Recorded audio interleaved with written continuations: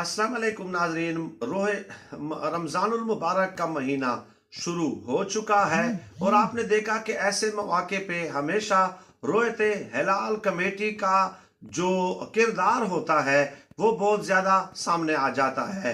अब चंद रिपोर्ट्स जो अखबारात में शाया हुई हैं उनके मुताबिक रोयते हिलाल कमेटी के जो मेंबरान हैं, जो कुल मुलाजमीन हैं, वो हैं 3400, 3400 और 743 करोड़ का सालाना इसका बजट है।